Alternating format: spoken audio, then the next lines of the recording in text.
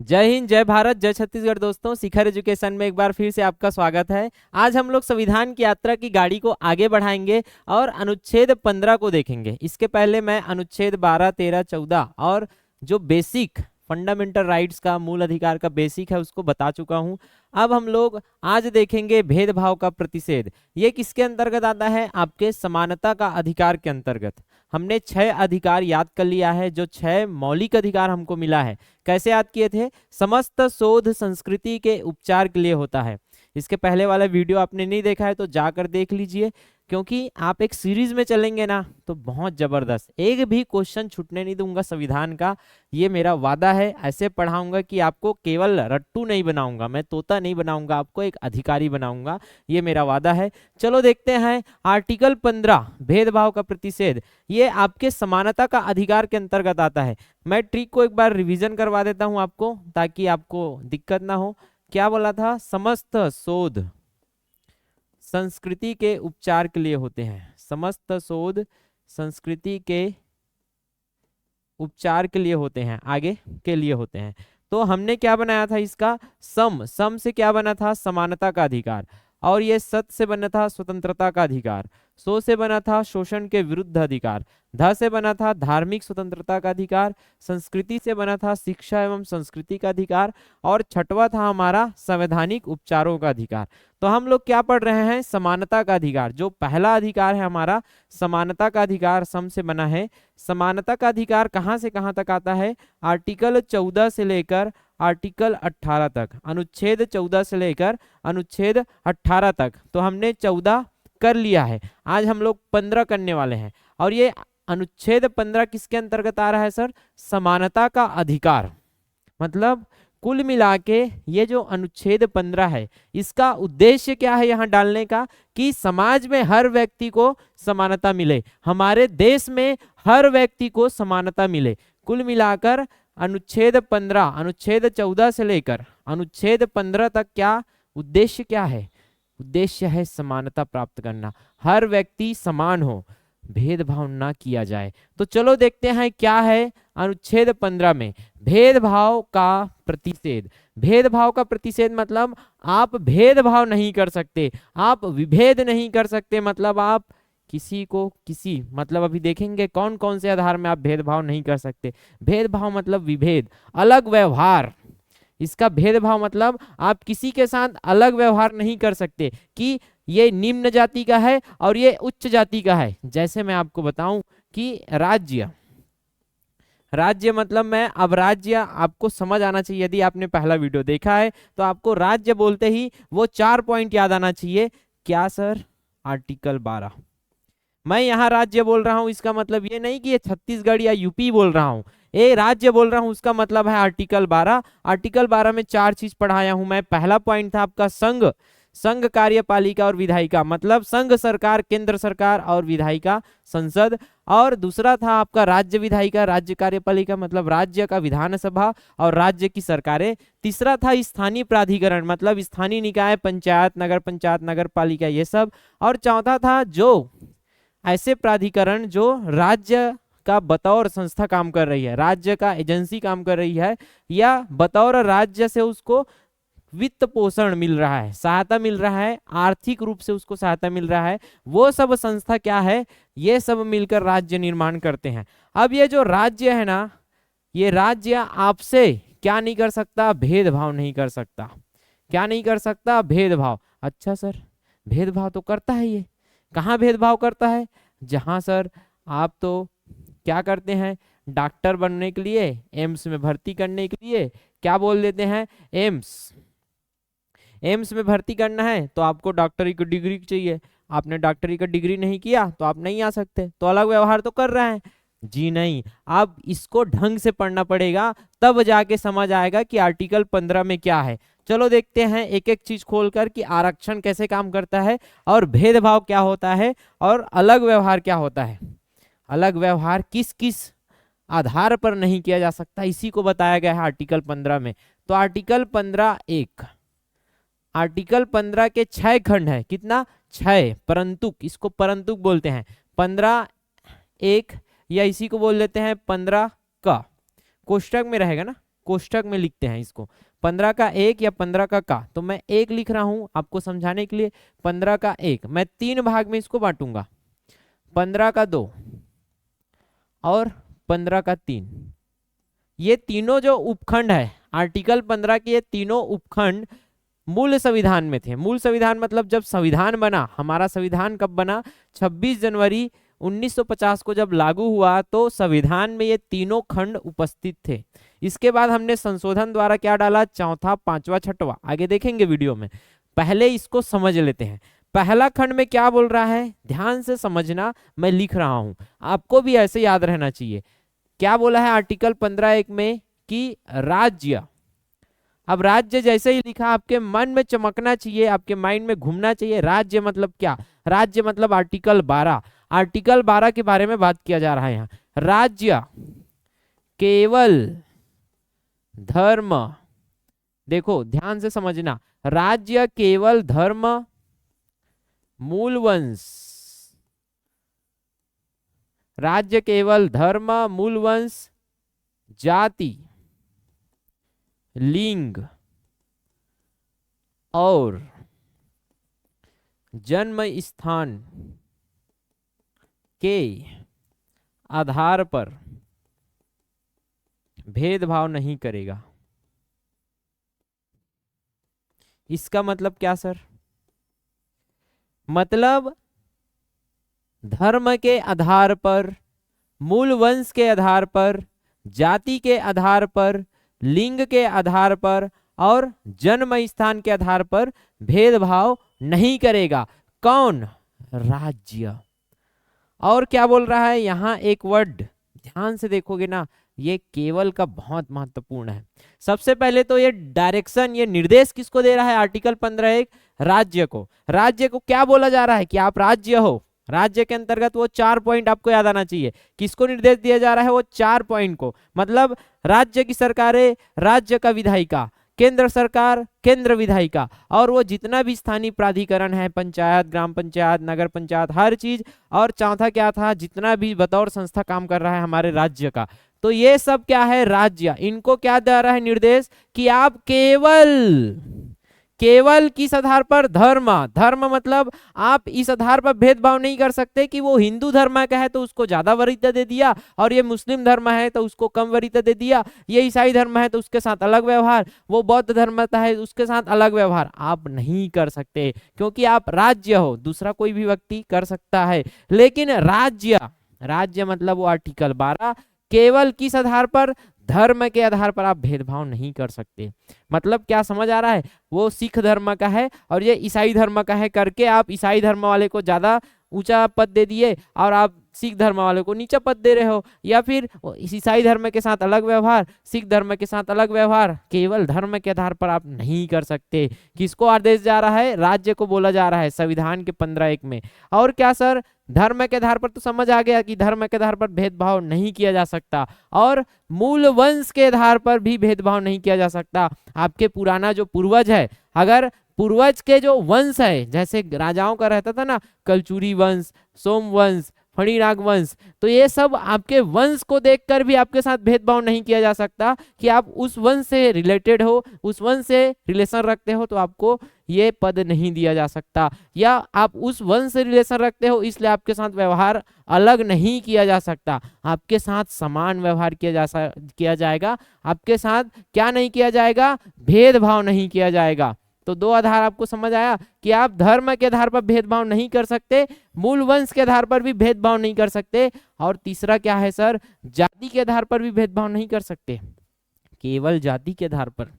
जाति मतलब आप ये फलाना जाति के हो, आप ये ढेकाना जाति के हो, ऐसा करके आप अलग व्यवहार नहीं कर सकते कि आप ST हो, SC हो, OBC हो, ये जाति के आधार पर आप भेदभाव नहीं कर सकते। आप ब्राह्मण जाति के हो तो आपको अलग व्यवहार किया जा रहा है, आपको अलग चेयर में बैठाया जा रहा है, और आप शूद्र जाति के हो तो आपको अलग चेयर में बैठाया जा रहा है। ये भेदभाव कौन नहीं कर सकता, राज्य। तो 3 आधार है, केवल धर्म, मूल वंश और जाति, और लिंग के आधार पर भी भेदभाव नहीं किया जा सकता। लिंग मतलब आप पुरुष, आप महिला, दोनों को समान मानोगे, आप दोनों के साथ भेदभाव नहीं कर सकते। और लास्ट है जन्म स्थान के आधार पर भी आप भेदभाव नहीं कर सकते, कि आप वहां जन्मे हो इसलिए आपके साथ अलग व्यवहार, आप जम्मू कश्मीर में जन्मे हो इसलिए आपके साथ अलग व्यवहार, आप छत्तीसगढ़ में जन्मे हो इसलिए आपके साथ अलग व्यवहार, ये नहीं किया जा सकता। क्योंकि जन्म स्थान में भी ना वो जो पुराना जो सोच पूर्वाग्रह जो मन में रहता है ना कि वहां का जन्मा व्यक्ति खराब होता है,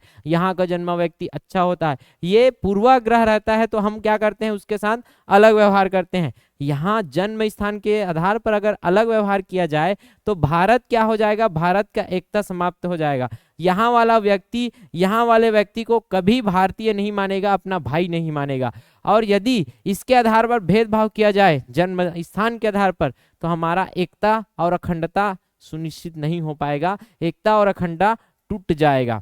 तो सर किन आधारों पर भेदभाव नहीं किया जा सकता, केवल धर्म, 5 आधार है, केवल धर्म, मूल वंश, जाति, लिंग और जन्म के आधार पर आप भेदभाव नहीं करेगा। कौन, राज्य। लेकिन दूसरा आधार में भेदभाव कर सकता है, केवल 5 आधार में नहीं कर सकता। जैसे मैं बताता हूं आपको, स्वास्थ्य, दूसरा आधार क्या हो सकता है, स्वास्थ्य के आधार पर भेदभाव किया जा सकता है। कैसे सर, कोई एड्स का व्यक्ति है जिसको एड्स हो गया है, तो उसके साथ भेदभाव करेंगे कि नहीं करेंगे। दूसरा व्यक्ति को हम लोग पूरा विचरण करने का, घूमने का, स्वतंत्र रहने का अधिकार देते हैं, लेकिन ये स्वास्थ्य के आधार पर उसका क्या छीन लेंगे, हम उसके साथ भेदभाव करेंगे कि आपको बाहर नहीं जाना है, कहीं भी सार्वजनिक स्थान में नहीं घूमना है। क्योंकि आधार क्या है, हमने आधार बनाया स्वास्थ्य को, ना कि क्या इसमें ये 5 आधार पर हम तो नहीं कर सकते, लेकिन हम स्वास्थ्य के आधार पर कर सकते हैं।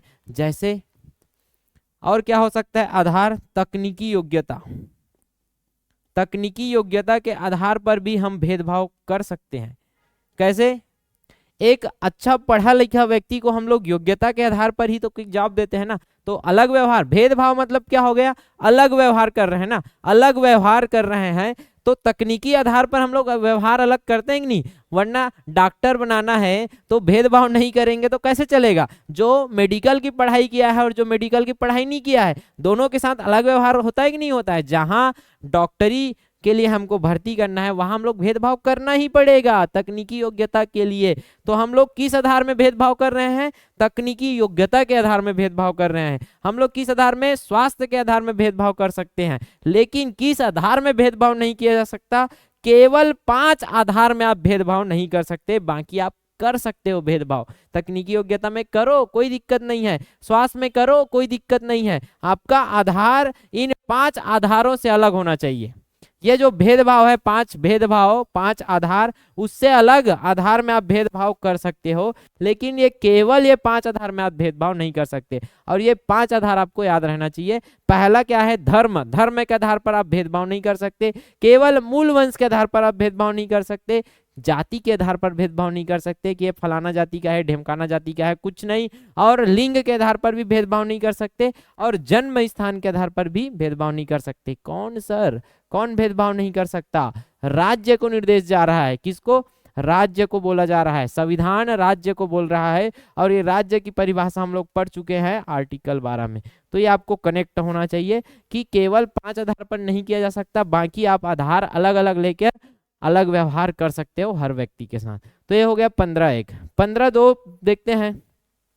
15(2) में आप किस आधार पर, ये पांचों आधार पर, पांचों आधार पर कहाँ सर, सार्वजनिक स्थान में, कहाँ, सार्वजनिक स्थान, सार्वजनिक स्थान में आप भेदभाव नहीं कर सकते कि आप मेला हो रहा है, मेला में आप निम्न जाति को अलग व्यवहार कर रहे हो, उच्च जाति के साथ अलग व्यवहार कर रहे हो, नहीं कर सकते आप।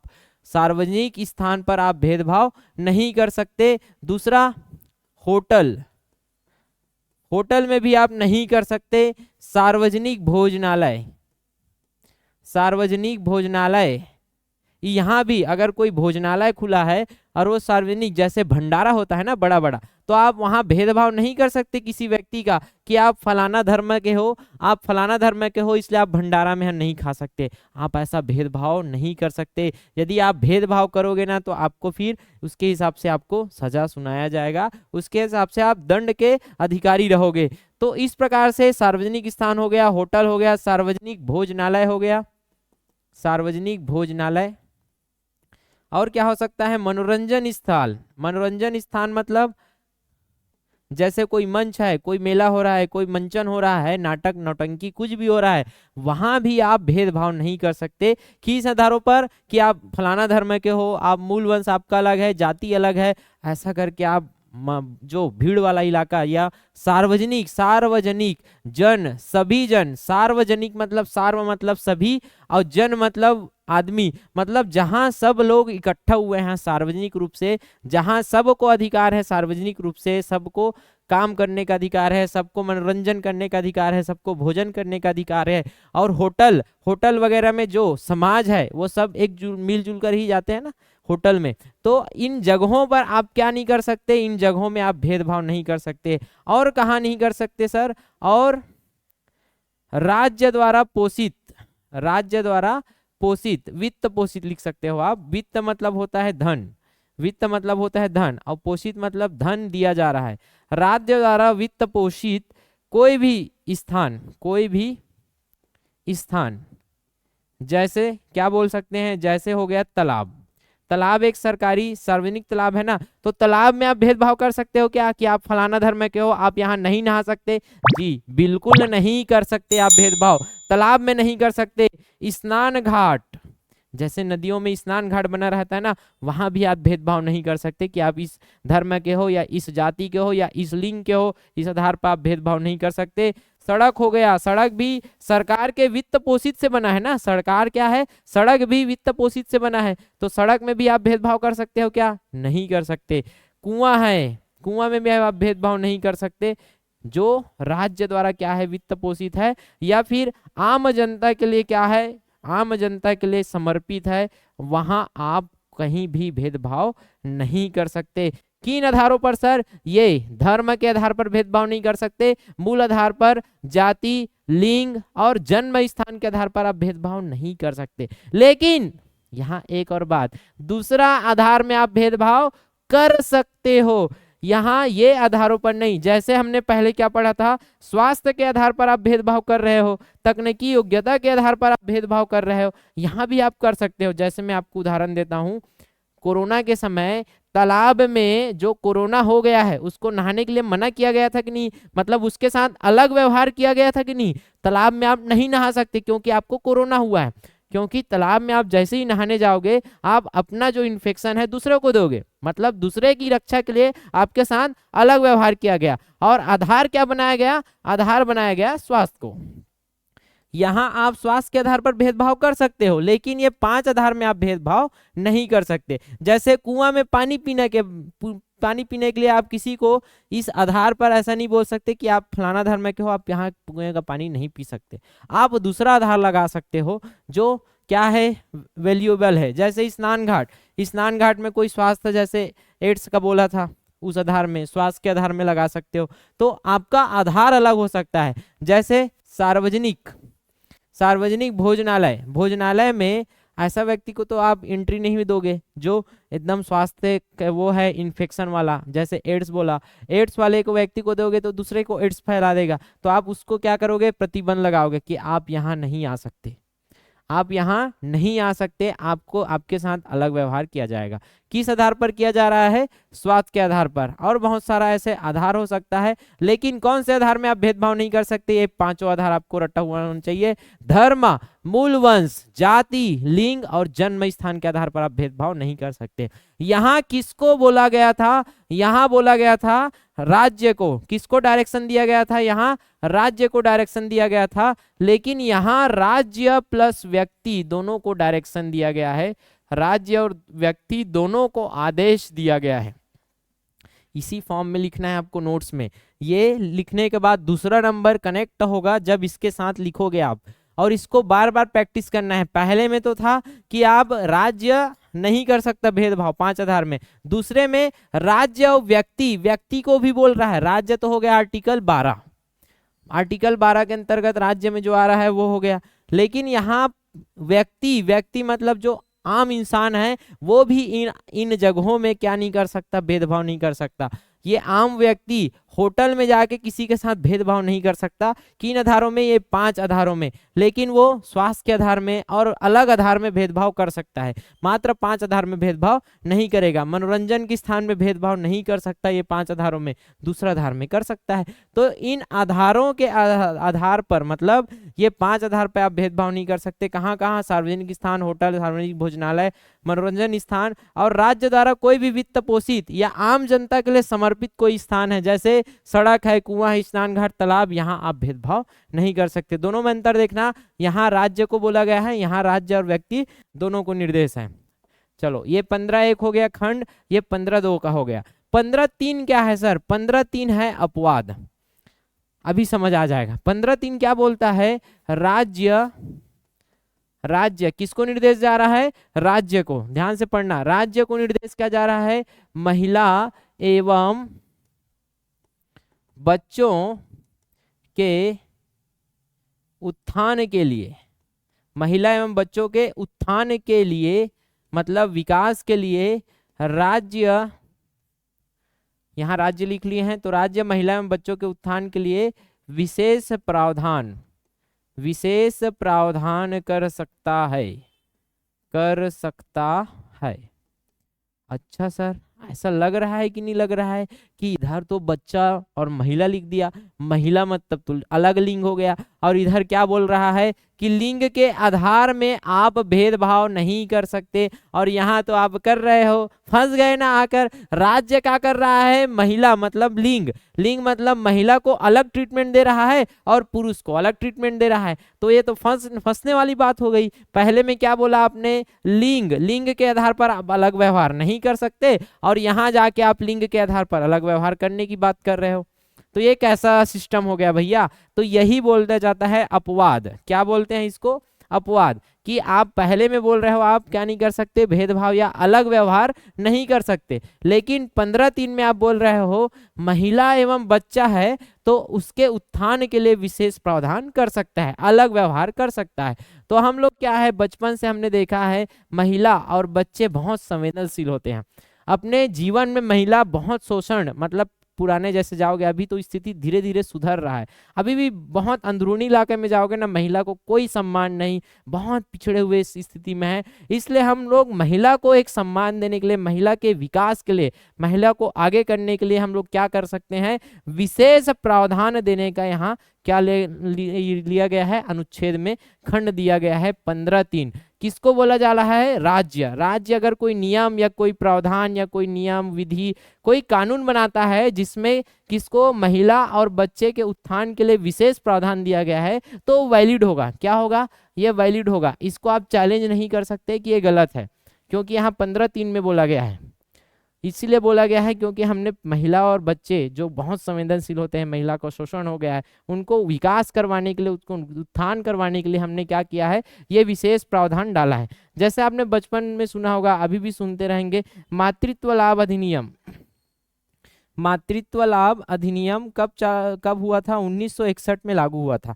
मातृत्व लाभ अधिनियम के तहत हम लोग प्रसूति अवकाश देते हैं, महिलाओं को प्रसूति अवकाश देते हैं, जिसमें आपको 26 सप्ताह का वेतनिक छुट्टी मिलता है, वेतन के साथ। ऐसा नहीं कि आपको छुट्टी दे दिया, वेतन भी नहीं दे रहा है। 26 सप्ताह का क्या मिलता है? आपको वेतन मिलता है और छुट्टी भी मिलता है। ये जो डिफरेंट, ये अलग व्यवहार हो रहा है कि नहीं महिला के साथ? पुरुष को तो ऐसा कुछ मिलता नहीं है। महिला उनके शारीरिक स्थिति के अनुसार सरकार ने क्या प्रावधान किया? विशेष रूप से महिलाओं को क्या दिया जा रहा है? विशेष सहायता दिया जा रहा है। 26 सप्ताह का छुट्टी अलग से उनको विशेष प्रावधान दिया जा रहा है। महिला होने के नाते लिंग के आधार पर अलग व्यवहार हो रहा है, लेकिन यहाँ बोला जा रहा था कि लिंग के आधार पर आप अलग व्यवहार नहीं कर सकते। इसलिए 15(3) क्या है? अपने आप में एक अपवाद है। 15(3) अपवाद है। बच्चों के लिए भी अलग अलग रेट रहता है। बच्चों के लिए जैसे बाल श्रम संरक्षण अधिनियम बना है, तो बाल श्रम संरक्षण अधिनियम में बच्चों को विशेष प्रावधान दिया गया है, उनके लिए विशेष कानून बनाया गया है। तो इतना सारा चीज आपको याद रखना है। 15(3) में किसको निर्देश दिया गया है? राज्य को, कि वो महिला और बच्चों के उत्थान के लिए विशेष प्रावधान कर सकता है। विशेष रूप से कोई अलग नियम बना सकता है, महिला के साथ अलग व्यवहार कर सकता है। और हमने देखा है मातृत्व लाभ अधिनियम 1961 जिसमें अलग व्यवहार किया जा रहा है, किस आधार पर कि वो महिला है और महिला और वो गर्भधारी है और उन्होंने प्रसव किया है अभी अभी, तो उनको छुट्टी की आवश्यकता है। और ये 26 सप्ताह जो है वेतन के साथ छुट्टी रहता है, ऐसा नहीं कि आपको छुट्टी दे दिए वेतन भी नहीं दे रहे हैं, तो ये पूरा वेतन के साथ आपका छुट्टी रहता है। तो ये तीनों चीज आपको याद रहना चाहिए। ये तीनों खंड 15(1), 15(2) और 15(3) आपके मूल संविधान में थे। मूल संविधान मतलब 26 जनवरी जब 1950 को लागू हुआ तो ये तीनों खंड उपस्थित थे हमारे मूल संविधान में, जो हमारा मूल संविधान बना था। लेकिन बाद में हमने इसके बाद 15(4), 15(5) और 15(6) को संशोधन द्वारा किसमें डाला है, संविधान में। कैसे सर? 15(4), 15(5) और 15(6). तो 15(4), 15(5) और 15(6) को हमने क्या डाला है, संशोधन मतलब चेंज किया है जरूरत के अनुसार। जब जरूरत पड़ता है तो संविधान में परिवर्तन करना पड़ता है। तो 15(4) को हमने संशोधन से डाला, 15(5) को हमने संशोधन से डाला और 15(6) को हमने संशोधन से डाला। तो क्या जरूरत पड़ा 15(4) का, थोड़ा सा ब्रीफ में समझ लेते हैं। 1950 में क्या हुआ था, 1950 में ना, 1950 की बात है, चंपकम दोराईराजन एक लड़की थी, चंपकम दोराईराजन जो है ये मेडिकल की पढ़ाई करना चाहती थी, मेडिकल की। अब मेडिकल की पढ़ाई करने के लिए क्या चाहिए भैया, मेडिकल कॉलेज में सीट चाहिए, मेडिकल कॉलेज में भर्ती चाहिए। अच्छा सर, तो मेडिकल कॉलेज में भर्ती लेने के लिए इन्होंने आवेदन किया। अब चंपकम दोराईराजन का अच्छा परसेंट था, अच्छा मार्क्स था, लेकिन यहाँ जो कॉलेज में था ना, एसटी और एससी ये दोनों वर्गों के लिए विशेष सीट क्या था, विशेष सीट आरक्षित था। विशेष सीट आरक्षित था, किस आधार में आरक्षित था, एसटी और एससी मतलब ये किस आधार में, जाति के आधार में। अच्छा सर, तो चंपकम दोराईराजन ने देखा कि ये 1950 की घटना है, देखना चंपकम दोराईराजन ने, ये मद्रास की थी, कहाँ की, मद्रास की। तो चंपकम दोराईराजन मेडिकल कॉलेज में भर्ती लेना चाहती थी, लेकिन उनके लिए सीट नहीं बचा, क्योंकि जो सीट बचा था उनको किनको दे दिया गया, एसटी और एससी को। लेकिन इनसे ज्यादा योग्यता कौन रखती थी, चंपकम दोराईराजन। तो इनका सवाल था कि आप जाति के आधार पर क्या कर रहे हो, भेदभाव कर रहे हो। और हमने क्या पढ़ा है सर, हमने पढ़ा है 15(1) में, 15(1) में क्या पढ़ा है, आप जाति के आधार में क्या नहीं कर सकते, भेदभाव नहीं कर सकते। आप राज्य जाति के आधार पर भेदभाव नहीं कर सकता। तो चंपकम दोराईराजन ने केस कर दिया कि आप जाति के आधार में भेदभाव कर रहे हो, ये पूरा क्या है सर, संविधान के विरुद्ध है, ये पूरा असंवैधानिक है, ये पूरा क्या है, असंवैधानिक है। तो ये केस कर दी कहाँ, चंपकम दोराईराजन सुप्रीम कोर्ट वर्सेस क्या, मद्रास राज्य। तो मद्रास राज्य ने क्या किया था, आरक्षण दिया था। तो ये दोनों के बीच अब केस हुआ, सुनवाई हुआ ना, तो राज्य का क्या पक्ष था, राज्य। अभी चंपकम का तुम्हें बता दिया, चंपकम दोराईराजन इन्होंने क्या कहा कि आप 15(1) जहां बोलते हैं कि जाति के आधार पर आप क्या नहीं कर सकते, जाति के आधार पर आप भेदभाव नहीं कर सकते, मतलब आप गलत कर रहे हो, आप सीट में आरक्षित दे रहे हो, प्रवेश में आरक्षण दे रहे हो, मतलब आप भेदभाव कर रहे हो, किस आधार पर, जाति का। लेकिन राज्य का क्या कहना था, आर्टिकल 46 ये है डीपीएसपी का पार्ट। डीपीएसपी मतलब राज्य के नीति निर्देशक तत्व, आगे हम लोग डीपीएसपी पढ़ेंगे तो ये और क्लियर हो जाएगा। डीपीएसपी मतलब राज्य के नीति निर्देशक तत्व, राज्य के नीति निर्देशक तत्व। राज्य को जब भी नीति बनाना होगा तो वो निर्देश दिया गया है कि इसमें डीपीएसपी में नीति बनाने समय क्या ध्यान में रखना है। तो आर्टिकल 46 में क्या बोला गया है, एसटी और एससी के लिए क्या किया जाएगा, विशेष प्रावधान, उनके उत्थान के लिए क्या किया जाएगा, उत्थान के लिए विशेष प्रावधान कौन करेगा, राज्य। तो ये कहाँ गया है, कहाँ कहा गया है, डीपीएसपी में। ये डीपीएसपी राज्य के नीति निर्देशक तत्व है। और ये आर्टिकल 15(1) क्या है, ये है सर मौल अधिकार। तो जब केस हुआ सुप्रीम कोर्ट में, तो सुप्रीम कोर्ट में क्या बोला गया कि सुप्रीम कोर्ट में आप आर्टिकल 15(1) में क्या बोल रहे हो, जाति के आधार पर भेदभाव नहीं कर सकते, और आर्टिकल 46 में क्या बोल रहे हो, आप एसटी एससी के उत्थान के लिए कुछ विशेष प्रावधान करने का प्रयास करोगे। तो यहाँ डिसाइड क्या करना था कि ये डीपीएसपी ज्यादा पावरफुल है कि फंडामेंटल राइट ज्यादा पावरफुल है। तो यहाँ आपका फंडामेंटल राइट ज्यादा पावरफुल है, इसलिए सुप्रीम कोर्ट ने क्या बोला, कौन जीतेगा, ये फंडामेंटल राइट। आप जाति के आधार में क्या नहीं कर सकते, भेदभाव नहीं कर सकते। तो यहाँ कौन केस जीत गई, ये चंपकम दोराईराजन। और इस जो आरक्षण वाला मामला था कि आप विशेष सीट जो आरक्षित किए हो आप नहीं कर सकते, क्योंकि यहाँ जाति के आधार पर आप क्या कर रहे हो, भेदभाव। अब ये दिक्कत आ गया, सरकार क्या चाहती थी, राज्य चाहती थी कि जी एसटी और एससी है उसको क्या देना चाहती थी, आरक्षण देना चाहती थी, एसटी और एससी को आरक्षण देना चाहती थी। मैं आगे बात करूंगा कि आरक्षण क्यों दिया जा रहा है, अभी आगे वीडियो में आएगा। तो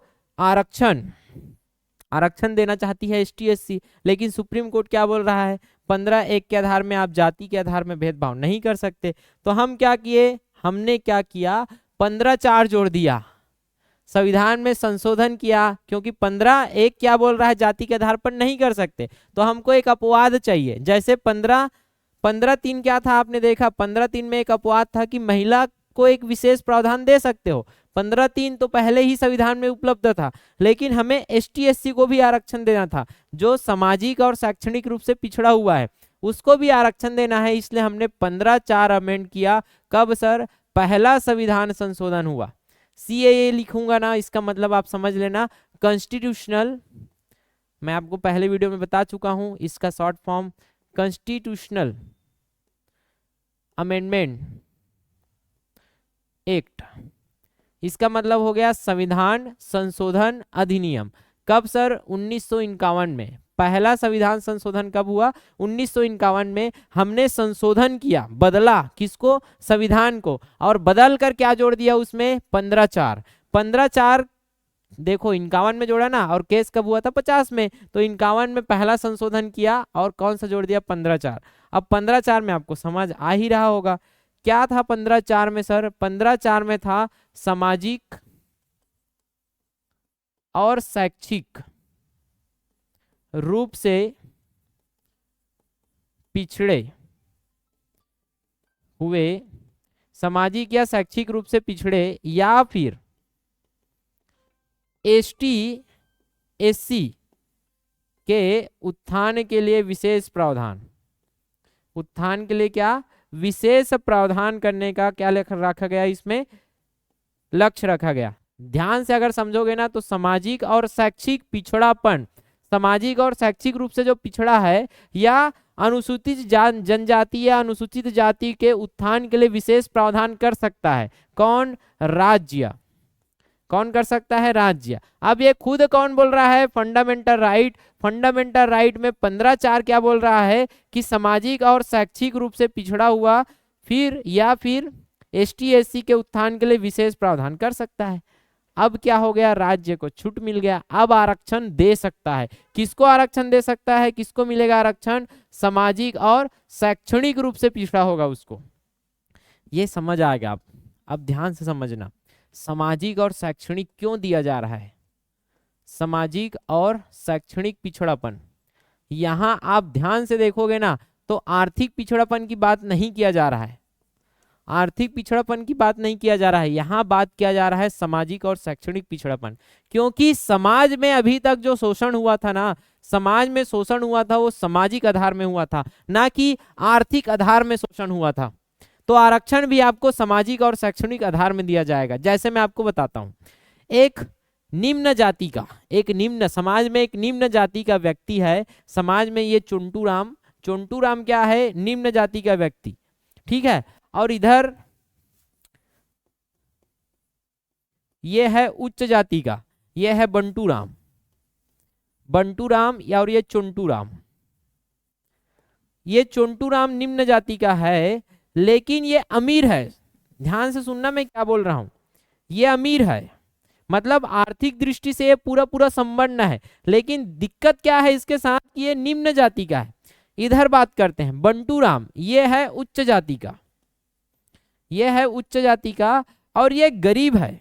अच्छा सर, इसके पास गरीब है, पैसा भी नहीं है खाने का, लेकिन ये अमीर है, इसके पास कोई कमी नहीं है चुंटू राम के पास, लेकिन दिक्कत क्या है, ये निम्न जाति का है। अब सोचो, जब भी भेदभाव होता था, छुआछूत, भेदभाव, शोषण, किसका होगा हमेशा शोषण? ये चुंटू राम का ही शोषण होगा, कि भले ही वो अमीर रहे उसके साथ, क्योंकि वो निम्न जाति का है इसलिए उसके साथ शोषण होगा, उसके साथ अलग व्यवहार किया जाएगा, क्योंकि वो अलग जाति, निम्न जाति, शूद्र कैटेगरी का था। और ये उच्च जाति के होने के बाद भी बंटू राम को स्पेशल सम्मान दिया जाएगा, भले वो कितना भी गरीब रहे। यहाँ आपको समझ आ रहा होगा कि जितना भी शोषण हुआ था वो आर्थिक आधार में नहीं हुआ था, वो हुआ था सामाजिक और शैक्षणिक। यदि आप पढ़े लिखे नहीं हो, आप गधे हो, आपका दिमाग नहीं है, तब भी आपके साथ शोषण आपको पागल बोलकर किया जाता था। समाज का तो आपको समझ ही आ गया, आप कितना भी बड़े हो, कितना भी छोटे हो, आपके यदि साइड में आपके नाम के आगे अगर निम्न जाति जुड़ा है ना, आपके साथ आपके घर में वो पानी भी नहीं पिएगा, आपको हमेशा शोषित होना पड़ेगा। तो आधार क्या था समाज का? शोषण का आधार था जाति। तो जब भी आरक्षण की बात किया जाए ना, तो जाति के आधार पर देना चाहिए, ये उचित समझा गया कि आपको जाति के आधार पर भेदभाव किया गया है, तो जाति के आधार पर ही क्या दिया जाएगा, आपको क्या दिया जाएगा? आरक्षण। इसलिए यहाँ सामाजिक और शैक्षणिक आधार पर आपको आरक्षण दिया गया, आर्थिक आधार पर नहीं दिया गया, वो तो अभी जाके दिया गया। अभी मैं बताऊंगा 2019 में ये आर्थिक आरक्षण दिया गया, लेकिन उस समय हमको पता था कि जो ये क्या हुआ था, जो मतलब भेदभाव हुआ था, शोषण हुआ था, वो किस आधार में हुआ था? ये जो शोषण हुआ था ये हुआ था आपके जाति के आधार पर, सामाजिक आधार पर। इसलिए हमने क्या दिया? सामाजिक और शैक्षणिक रूप से पिछड़ा हुआ या फिर अनुसूचित जनजाति, अनुसूचित जाति के उत्थान के लिए विशेष प्रावधान बना सकता है कौन? राज्य। और यही आर्टिकल 15(4) का उपयोग करके शैक्षणिक संस्थान जहां ये हार गए थे चंपकम दोराई राजन के केस में, इसको क्या कर दिया? ये 15(4) क्या कर दिया? वैलिड कर दिया कि आप कोई भी संस्थान में, कहाँ? शिक्षण संस्थान जहां पढ़ाई होता है, कोई भी शिक्षण संस्थान में आप क्या कर सकते हो? शिक्षण संस्थान में आप जो राज्य द्वारा क्या है, राज्य द्वारा संचालित है या राज्य द्वारा पोषित है, राज्य मतलब समझ आ रहा है वो 4 पॉइंट आर्टिकल 12, तो आर्टिकल 12 द्वारा जो पोषित शिक्षण संस्थान है वहां आप क्या कर सकते हो? प्रवेश में आरक्षण दे सकते हो। किसको? एसटी एससी या अन्य पिछड़ा वर्ग, एसटी एससी या पिछड़ा वर्ग या शैक्षणिक रूप से पिछड़ा वर्ग या सामाजिक रूप से पिछड़ा वर्ग, इन सबको आप आरक्षण दे सकते हो। तो ये शैक्षणिक आरक्षण कहाँ से आ रहा है सर? 15(4) से आ रहा है। 15(4) में ही बोला गया है सामाजिक और शैक्षणिक रूप से पिछड़ापन और एसटी एससी को विशेष प्रावधान दिया जाएगा। और यही है प्रवेश में आरक्षण, जहां आपको मिलता है हर कॉलेज में प्रवेश में आरक्षण, जो गवर्नमेंट कॉलेज है। लेकिन यहाँ दिक्कत क्या हुआ सर? गवर्नमेंट कॉलेज में तो मिल रहा है क्योंकि वो राज्य द्वारा संचालित है, सार्वजनिक रूप से संचालित है हमारे पैसे में, लेकिन दिक्कत क्या हुआ? मतलब इतना भी सीट इनको कम पड़ गया क्योंकि एसटी एससी की कैटेगरी बहुत ज़्यादा है। हमने क्या देखा कि आप यदि भारत देश में आप बिजनेस कर रहे हो, आप भारत देश में एक शिक्षण संस्थान खोल रहे हो, आप निजी भले ही हो, आप निजी भले ही हो, आपको थोड़ा बहुत कोटा किसको देना पड़ेगा? थोड़ा बहुत कोटा ये सामाजिक और शैक्षणिक रूप से पिछड़े हुए लोगों के लिए या एसटी और एससी के लिए आपको कुछ कोटा देना पड़ेगा, कुछ आरक्षित सीट रखना पड़ेगा। और ये आया आपका 15(4) में। पहला अमेंडमेंट से आया था 15(4) आया था, और ये दूसरा अमेंडमेंट से आया 15(5). कौन सा अमेंडमेंट था सर? आपको याद रखना है, एक अमेंडमेंट के बाद आएगा 93, एक के बाद 93, एक 93, ये वाला भी बता देता हूँ 103 आगे आने वाला है। तो पहला संविधान संशोधन 1951 से कौन जुड़ा था? 15(4). 93 संविधान संशोधन मतलब 1, 2, 3, चौथा बार संशोधन, 5वां बार संशोधन, 6वां बार संशोधन, ऐसे होता रहा बीच बीच में संशोधन। मतलब जब भी संविधान में संशोधन होता है उसको गिनते हैं। पहला संविधान संशोधन हुआ था उसमें हमने इसको चेंज किया था, दूसरा में और किसी को चेंज किया होगा, चौथा में किसी और को चेंज किया गया, 5वां संशोधन किया तो और कुछ इस चीज को चेंज किया होगा। लेकिन जब 93 बार जब संशोधन किया तो फिर हमने क्या डाला? 15(5) डाला। जो 93 नंबर का संशोधन था संविधान में, उसमें हमने 15(5) डाला। ये कब डाला सर? 2005 में। तो 2005 में हमने 93 संविधान संशोधन किया। तो एक 93 103, 93 कब किया? 2005 में, और एक कब किया? 1951 में। तो 93 संविधान संशोधन अधिनियम 2005 में हमने क्या डाला था? 15(5). अच्छा सर, चलो देखते हैं। तो ये 93 संविधान संशोधन क्या बोला? अभी मैं बताया कि ये गवर्नमेंट कॉलेज में तो मिलेगा ही, क्योंकि वो गवर्नमेंट द्वारा संचालित है, लेकिन क्या कर दिया, ये सामाजिक और शैक्षणिक, सामाजिक और शैक्षणिक आप पिछड़े हुए हो, या फिर आप एसटी हो या एससी हो, ये सब के उत्थान के लिए निजी संस्थानों में, कहाँ? निजी संस्थान, निजी संस्थानों में, निजी मतलब प्राइवेट, निजी मतलब प्राइवेट, निजी शिक्षण संस्थानों में भी आरक्षण का कोटा तय किया गया। मतलब निजी शिक्षण संस्थान भले ही वो राज्य द्वारा कुछ संचालित नहीं हो रहा है, भले ही सरकार द्वारा नहीं चलाया जा रहा है, कौन सा? निजी, वो प्राइवेट है, फिर भी वहां सीट किसको मिलेगा? एसटी और एससी के लिए थोड़ा बहुत कोटा वहां रखा गया। मतलब यहाँ निजी संस्थान में ना, यहाँ एसटी और एससी का तो रहता ही है, साथ में डोनेशन का कोटा रहता है, कम रहता है लेकिन रहता है यहाँ। और ये कहाँ से आ रहा है आपका? 15(5) में, कि निजी शिक्षण संस्थानों में भी आरक्षण का कोटा तय होगा, और वो डिसाइड कौन करेगा? सरकार। और ये निजी शिक्षण संस्थानों में डोनेशन कोटा भी होता है, आपको पता होगा। डोनेशन देकर, क्या डोनेशन मतलब सरकार वहाँ जो शिक्षण संस्थान है, कॉलेज, वहाँ ज्यादा फीस लेकर सीट को बेचते हैं। अगर 2 लाख रुपया फीस है तो वहाँ 4 लाख रुपया, 8 लाख रुपया लेगा और वो आपको सीट दे देगा। तो ये डोनेशन कोटा होता है। और कुछ कुछ का एसटी, एससी और सामाजिक और शैक्षणिक पिछड़े हुए लोगों के लिए भी कोटा यहाँ रखा गया। और वो कहाँ से आया सर? 15(5) से आ रहा है। 15(5) से इसमें क्या मिलेगा आपको? आरक्षण निजी शिक्षण संस्थानों में। और ये कब आया? 93 संविधान संशोधन अधिनियम 2005 में। ठीक है सर, निजी शिक्षण संस्थान में मिल रहा है, लेकिन ये अपवाद यहाँ आप पढ़ोगे, अपवाद कि कहाँ आपको आरक्षित नहीं मिलेगा। अपवाद मतलब नहीं मिलेगा, यहाँ तो मिल रहा है निजी शिक्षण संस्थान में, लेकिन कहाँ नहीं मिलेगा? अल्पसंख्यक शिक्षण संस्थानों में, अल्पसंख्यक शिक्षण संस्थानों में। तो ये क्या होता है सर? ये आपको समझ आएगा जब हम लोग आर्टिकल क्या पढ़ेंगे? 29, आर्टिकल 29 और आर्टिकल 30 पढ़ेंगे ना, तो आपको समझ आएगा। आर्टिकल 30 में क्या दिया गया है? आर्टिकल 30 में दिया गया है कि जो अल्पसंख्यक है वो अपने जो संख्या है उसको बचाने के लिए यदि कोई शिक्षण संस्थान खोलते हैं तो वहां आपको आरक्षण कोटा नहीं मिलेगा। आर्टिकल 30, अल्पसंख्यक, अल्पसंख्यक नाम से ही समझ आ रहा है। अल्पसंख्यक, अल्प, अल्प मतलब कम, संख्यक मतलब संख्या, जो बहुत कम संख्या में है। जैसे आप बोल सकते हो बौद्ध धर्म, तो बौद्ध धर्म क्या है? बहुत कम है भारत में। यदि ये अपने धर्म की रक्षा के लिए, अपने धर्म की रक्षा के लिए, अपने बच्चों को शिक्षा देने के लिए, बौद्ध धर्म का शिक्षा देने के लिए कोई क्या खोल रहे हैं? शिक्षण संस्थान, जो किस लिए है? बौद्ध धर्म की, अपने जो धर्म है उसको संरक्षण देने के लिए। तो ये क्या कर रहा है? इसको आर्टिकल 30 में और बहुत बेहतरीन तरीके से समझेंगे कि क्यों जरूरत है इनको शिक्षण संस्थान खोलने की। यहाँ मैं ब्रीफ में बता रहा हूँ, क्योंकि ये अल्प संख्या में है, कम है, बहुत कम है। आप बौद्ध सुनते भी नहीं होंगे, तो बौद्ध धर्म को मानने वाले बहुत कम है। अब ये लोग क्या समझेंगे? दूसरे बच्चे यदि दूसरे धर्म के फ्लो में आ गए तो इनका धर्म फिर गायब ही हो जाएगा। तो ये अपने धर्म को बचाने के लिए, अपने धार्मिक शिक्षा देने के लिए क्या खोलेंगे? शिक्षण संस्थान। और यही शिक्षण संस्थान क्या कहलाएगा?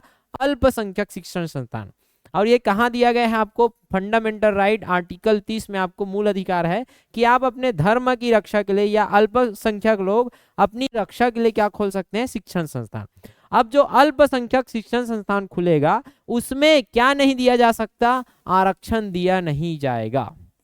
यहाँ ये अपवाद है, क्योंकि अपवाद में आप इसके यहाँ सामाजिक और शैक्षणिक पिछड़ापन, एसटी या एससी को आप निजी शिक्षण संस्थान में तो कोटा दे रहे हो आरक्षण का, लेकिन अपवाद क्या है? आप अल्पसंख्यक शिक्षण संस्थान में आरक्षण नहीं दोगे, आरक्षण नहीं दिया जाएगा, क्योंकि ये अल्पसंख्यक लोग अपनी संरक्षण के लिए कर रहे हैं ना, अपनी धर्म, अपनी भाषा, अपनी संस्कृति के संरक्षण के लिए शिक्षण संस्थान को खोले हैं। यदि इसमें भी आरक्षण घुसा देंगे तो दूसरे धर्म वाला चला जाएगा और इनका उद्देश्य फिर रह जाएगा अल्पसंख्यक लोगों का। इसलिए हमने क्या कर दिया? इसको बाहर कर दिया अपवाद से। और निजी शिक्षण संस्थानों में क्या दिया गया, आरक्षण। और राज्य द्वारा संचालित या सरकारी शिक्षण संस्थान है उसमें तो आपको मिलेगा ही। तो ये हो गया 15/5। 15/4 में क्या है, फर्स्ट कॉन्स्टिट्यूशन से जोड़े थे 1951 में। 15/5 93 संविधान संशोधन 2005 से जोड़े थे 15/5।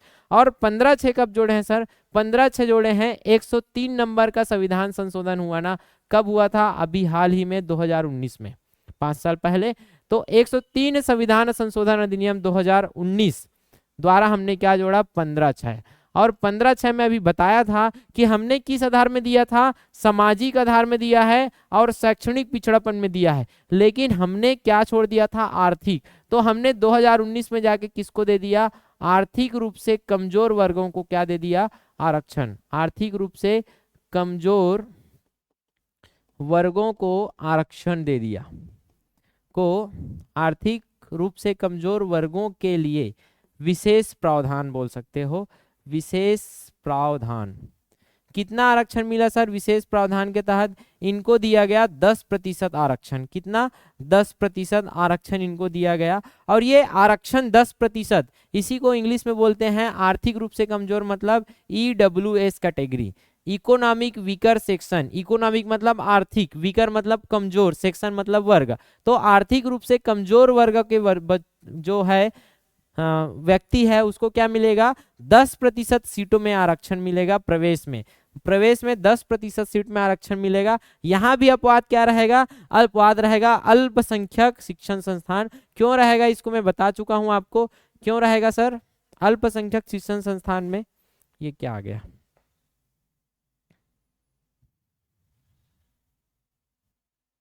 तो अल्पसंख्यक शिक्षण संस्थान की बात करें तो अल्पसंख्यक शिक्षण संस्थान क्या रहेगा, अपवाद के रूप में कार्य करेगा। ठीक है सर, तो 10% आरक्षण कैसे कैसे मिला है आपको ब्रीफ में समझा देता हूं। नेक्स्ट वीडियो आएगा आरक्षण के ऊपर, उसमें पूरा क्लियर होगा कि क्यों देते हैं आरक्षण और क्यों दिया जा रहा है, आरक्षण की जरूरत क्यों है। तो आर्टिकल 15 यहाँ खत्म हो जाता है। यहाँ 10% आरक्षण की बात किया जा रहा है EWS कैटेगरी। EWS मतलब इकोनॉमिक वीकर सेक्शन, इकोनॉमिक मतलब आर्थिक, वीकर मतलब कमजोर और सेक्शन मतलब वर्ग।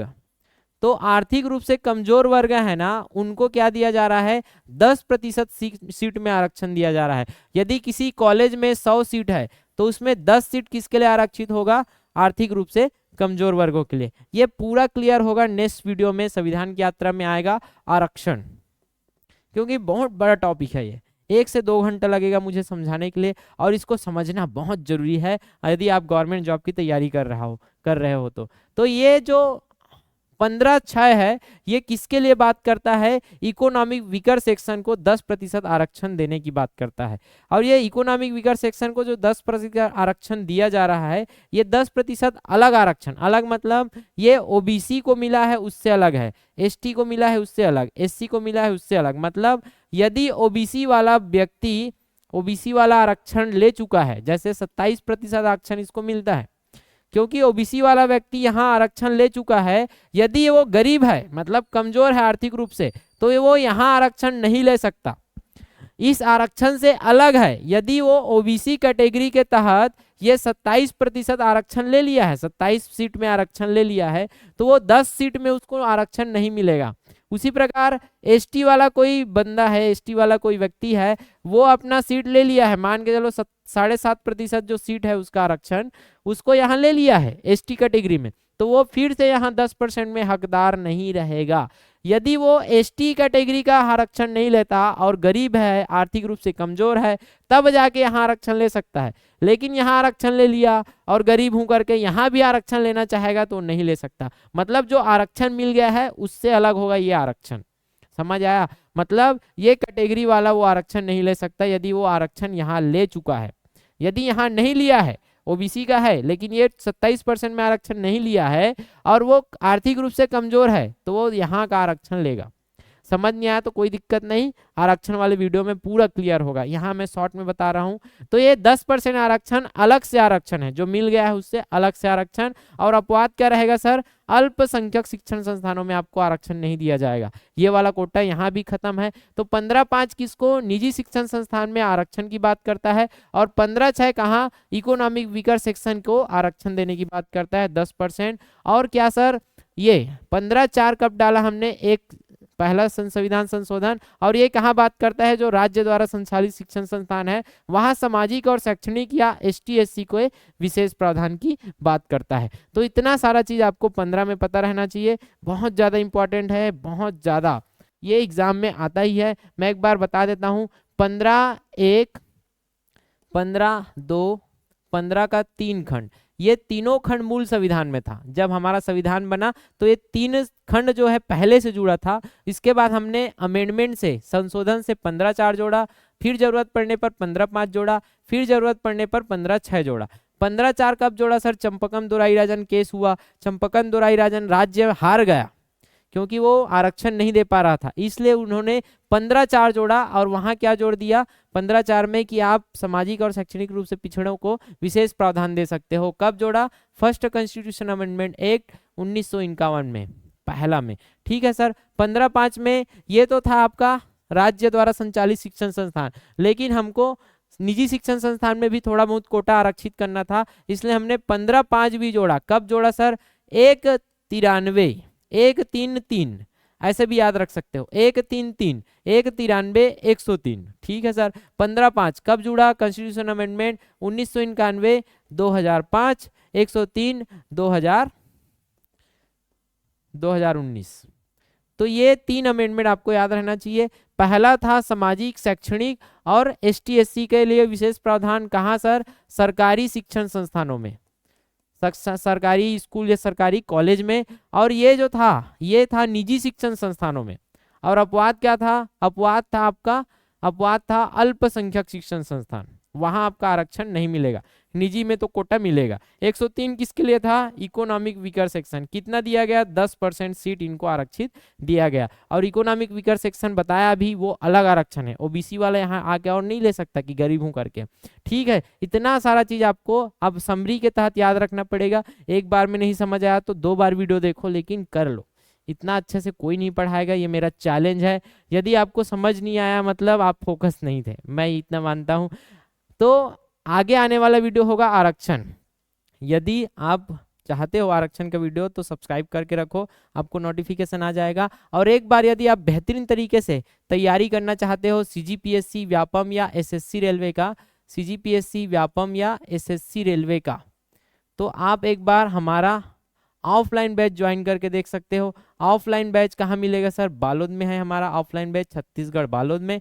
यदि आप ऑनलाइन बैच ज्वाइन करना चाहते हो तो ऑनलाइन बैच के लिए आपको डाउनलोड करना पड़ेगा शिखर एजुकेशन हाइब्रिड कॉलेज, शिखर एजुकेशन हाइब्रिड स्कूल, या फिर शिखर एजुकेशन हाइब्रिड कॉलेज लिखोगे ना, हाइब्रिड स्कूल, तो आपको हमारा एप्लीकेशन प्ले स्टोर में मिल जाएगा। तो डाउनलोड करके यहाँ डेमो लेकर देख लो कि कैसे पढ़ाई होता है शिखर एजुकेशन में, पूरा क्वालिटी एजुकेशन के साथ, आपका क्लास के साथ साथ आपको मिलेगा नोट्स, और नोट्स के साथ मिलेगा आपको MCQ प्रैक्टिस, फुल्ली प्रिपरेशन यहाँ होता है।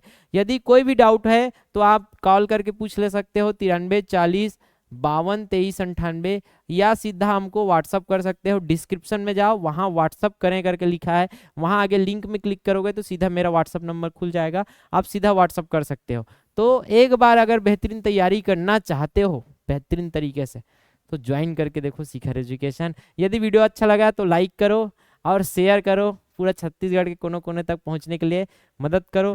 सब्सक्राइब जरूर करना, आगे आने वाला है पूरा संविधान की यात्रा की वीडियो। यहाँ तक वीडियो देखने के लिए तहे दिल से बहुत बहुत धन्यवाद।